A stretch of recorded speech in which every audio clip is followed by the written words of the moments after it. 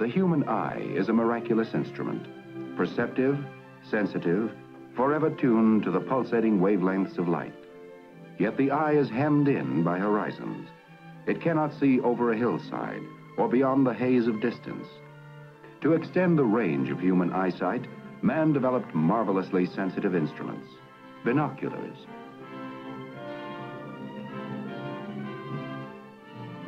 Giant telescopes to probe the furthest span of space. But I see through you! Hey guys, how's it going? So I finally got around to making a video on the vestibular system, and I cannot emphasize enough how important the vestibular system is for us to be able to function at all. Basically, the vestibular system is our internal gyroscope, and it is responsible for the stabilization of our vision, spatial orientation, and balance. And it also plays a big part in the operation of other systems in our body. What's funny is that not only is the vestibular system essential to our existence, but it also cannot work without gravity. The sword cuts both ways, NASA, and gravity is our friend too. I'm sorry, but the 1969 science fiction story is impossible when you realize that the vestibular system cannot function without gravity in imaginary space. You know, the story where so-called astronauts hopped onto their rocket ship, piloted it beyond low Earth orbit, all the way 237,000 miles to our orbiting moon. Then they separated into a lunar module and manually descended and magically and flawlessly landed in one try on the unknown spinning rock surface, while the other guy stayed in the magical orbit of the moon. On the surface, Buzz Lightyear and Stretch Armstrong had a grand old time. They played, conducted a bunch of science experiments, planted a flag. Then they blasted off from the moon and docked with the command module in open space with no coordinate system, manually, visually, and with a few delayed remote controls from Houston, all very accurate, down to a few feet in order to make the magical joining of the two tiny space capsules in the massive emptiness of outer space. And also to navigate, they used a sextant-like instrument to visually line up the Earth and a star or planet billions of miles away and triangulate their position. What a fantastic story! All this technical work, which the supercomputers of today can't even replicate. We lost the instructions on how to get to the moon. They did all of this with an impaired vestibular system due to the lack of gravity in low Earth orbit, and then the absence of gravity on their way to the moon, and then the shift back to 1/6 of Earth's gravity on the moon itself. One of the biggest problems with these claims is that the vision stabilization feature of the vestibular system would have been impaired for these astronauts. The vestibulo-ocular reflex, as I mentioned in my gyroscopic eye video, is what enables us to have a stable field of vision. This means that your vestibular system detects gravity and then uses the vertical orientation of gravity to stabilize your vision. When you move around, look around, or operate controls, your field of vision is stationary. Things don't move every time you look around or move even slightly. The muscles in your eye will compensate for head movements or rotations so that you can function properly. Without this feature, every slight movement will cause your field of vision to shift or tilt or even spin, which usually leads to vertigo and sickness. Now, NASA is really in a pickle here when it comes to the vestibular system. The very brief mentions from anyone at NASA on this subject are that you quickly get used to it and can work in any position, upside down, whatever.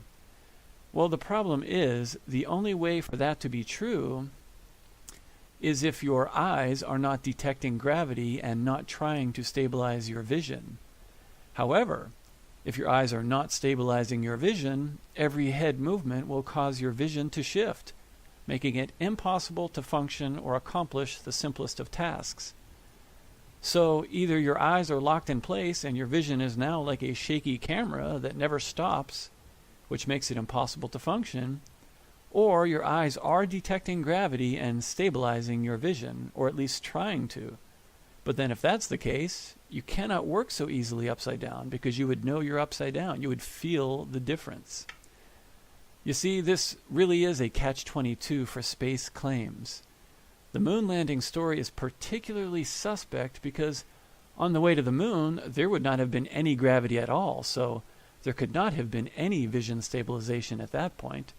And yet we're supposed to believe that with a shaky field of vision, which makes most people sick with vertigo to the point of not being able to move at all, the magical NASA astronauts manually piloted 2 spacecraft to a spinning rock and landed. Vision stabilization is dependent upon gravity. Otherwise, there is no reference plane for it to stabilize to.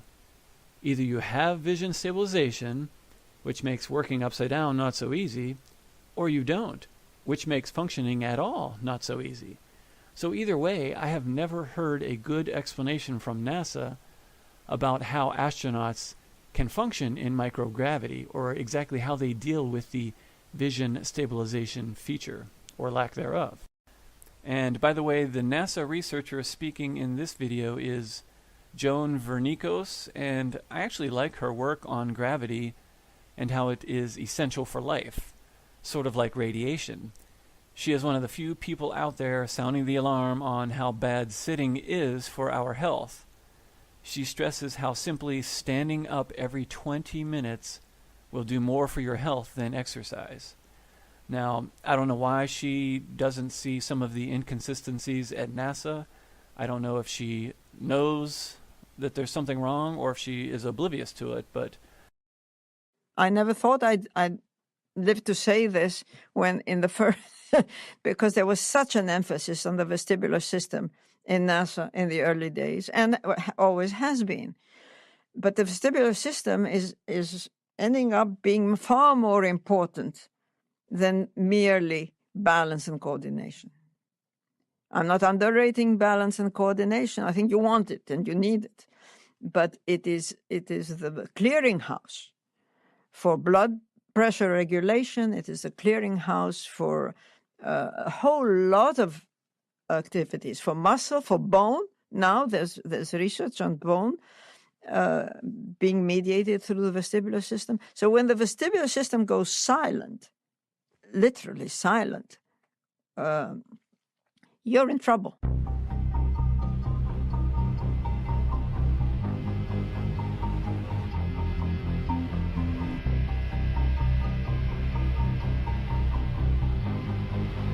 All I'm offering is the truth. In debt, your payments past due. Your life just races past you. Wake up, the Matrix has you. Wake up, the Matrix has you. We are enslaved like cattle, held back with chains and shackles. Wake up, the Matrix has you. Wake up, the Matrix has you. In debt, your payments past due. Your life just races past you. Wake up, the Matrix has you. Wake up, the Matrix has you. We are enslaved like cattle, held back with chains and shackles. Wake up, the Matrix has you. Wake up, the Matrix has you. There is a hidden agenda at play. Same old bullshit, but a different... The human ear is divided into 3 compartments: the external ear, middle ear, and inner ear. The inner ear contains the spiral-shaped cochlea, where sound waves are transduced into neural signals, and the vestibular complex, which contains the receptors for our sense of equilibrium. The central, egg-shaped cavity is the vestibule, which contains a pair of membranous sacs, the saccule and the utricle. Inside the utricle and saccule are hair cells similar to those in the organ of Corti. The hairs are clustered in the macula, where their processes are embedded in a gelatinous mass and lie under a thin layer of crystals called otoliths. When the head tilts, gravity moves the crystal mass and distorts the stereocilia of the hair cells. This is how the saccule and utricle provide information about position with respect to gravity. Behind the vestibule is the third portion of the bony labyrinth, known as the semicircular canals. The canals project from the posterior region of the vestibule and are responsible for the detection of head motion in 3 spatial planes. The anterior duct senses forward and backward motion. The posterior duct detects moving up and down. The lateral duct senses moving left to right. Each canal contains a membranous semicircular duct where angular momentum is sensed. At the base of each duct is an expansion called the ampulla. Within the ampulla, long stereocilia of hair cells are embedded in the cupula, which sticks out into the endolymph. When your head moves, the endolymph moves the cupula and stimulates the stereocilia. I discovered gravity when I was recruited from teaching at Ohio State University Medical School. I was recruited by NASA in its very early years. I was hired because of my stress research expertise. I was one of 6 that formed the core of my biomedical researchers at Ames Research Center in California. Soon we were asking questions like, what happens when we live without gravity? Nobody knew. No, none of us knew. As we live in planet Earth, our development, growth, and lifespan are influenced by 4 fundamental forces of nature: gravity, electromagnetism, including light, and strong and weak nuclear interactions. All these factors influence our life in this planet. Gravity and light, we now know, are crucial to health, as well as to behavior. From the moment we are born, from the relative weightlessness of our mother's womb, remember that, being in the womb is like being an astronaut in space. And harder still while wearing a spacesuit that has to be able to protect an astronaut from the vacuum of space. Without gravity, we do not develop properly. For instance, a child that is born with cerebral palsy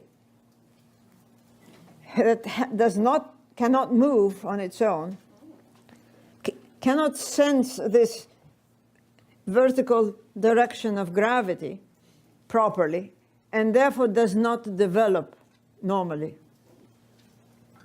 It is gravity that gives us our sense of direction and acceleration. Without those, we have no sense of balance and coordination. Returning space travelers lose their balance and coordination. They basically are like a child. So just remind our viewers how hostile environment is space, because I know in a conversation that we had yesterday with astronomer Derek Pitts out of Philadelphia, he was talking about the effects of space radiation and how space is a very hostile environment for the human body. Oh, no question about it. I mean, they're flying in a vacuum in space. Their orbital velocity is 5 miles a second, which is hard to imagine. So think about it more in terms of 86 football fields a second. Extremely fast, space radiation, extremes of temperatures, and then, of course, the re-entry that they're going through to come home, where they're slowing down from 5 miles a second to this very jarring touchdown on the steppe of Kazakhstan. It's an amazing experience by all accounts. All right, we see someone else now being pulled from the Soyuz capsule. Can't quite see. That's Scott Kelly. That is Scott Kelly. U.S. astronaut pumping his fist in the air. Wow, with a smile, it looks like, on his face. There you saw giving the thumbs up there as he is being placed into that recliner that you mentioned. Yeah, he'll be placed there soon. Asking everyone to step back. Here comes, we step back. We step back and don't interfere. And we're seeing a big smile from Scott Kelly there. You can see just to his right, Steve Gilmore, Scott's prime flight surgeon for his year in space. No stranger to cold landings in Kazakhstan. This is his 4th mission, his 2nd landing in a Soyuz. 520 total days in space across his space flight career, 340 days in this historic year in space. Picture that is father and son, cosmonaut heritage that has spanned several decades of Russian space history. Everything as we were taught. And we just had a... I'm Bryce Salvador, retired captain, defenseman from the NHL. I played 7 years with St. Louis Blues and 7 years with the New Jersey Devils. Hockey's been just an integral part of my life, and when that was taken away from me because of a vestibular issue, it was really tough to deal with. It just changed my personality. I couldn't go out and do stuff, couldn't even get in a car, couldn't drive. My kids were still young. At the point, they hadn't really at an age they could understand or remember me playing, and so I wanted them to remember me as a player playing instead of just a picture on the wall.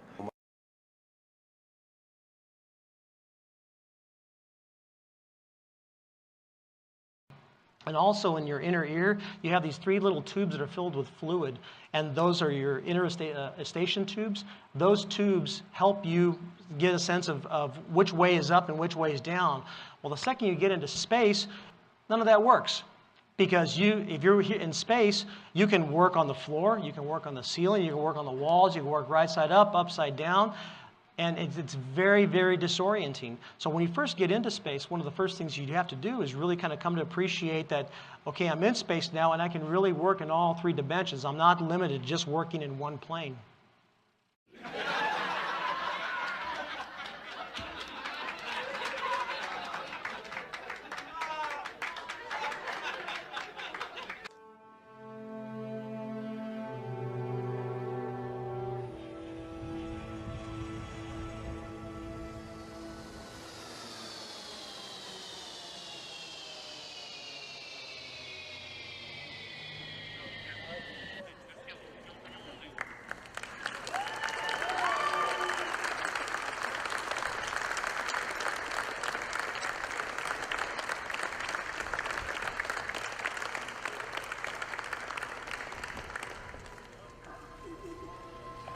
Sore?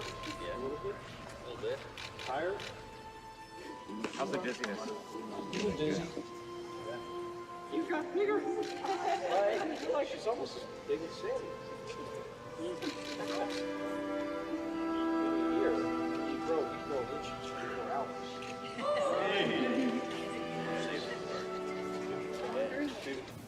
Returning space travelers lose their balance and coordination. They basically are like a child. Go up here. Oh, over here. Yeah? What's in that box? That's a gift from your brother. Wow. Ah, big table. Yeah?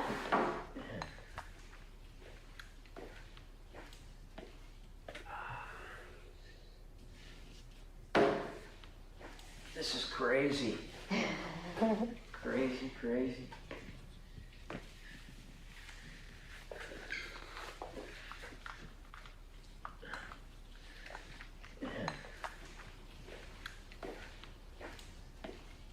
You want a banana? No. Funny. A lot of beer, though.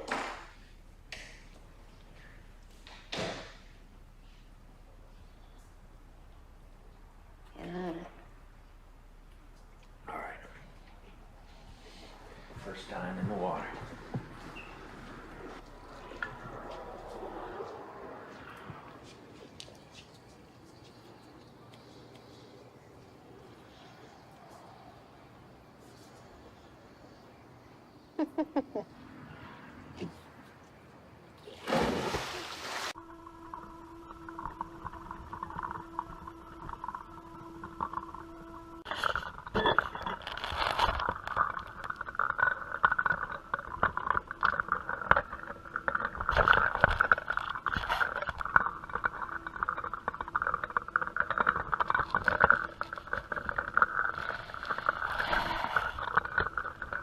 Oh, man, that feels good. Welcome home. Back to Earth.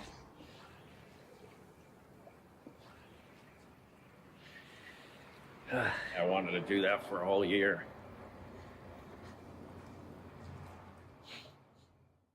If you have one bucket that holds 2 gallons and another bucket that holds 5 gallons, how many buckets do you have? 2? Thank you.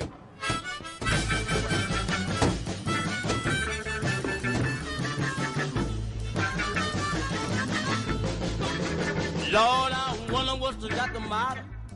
I'm trying.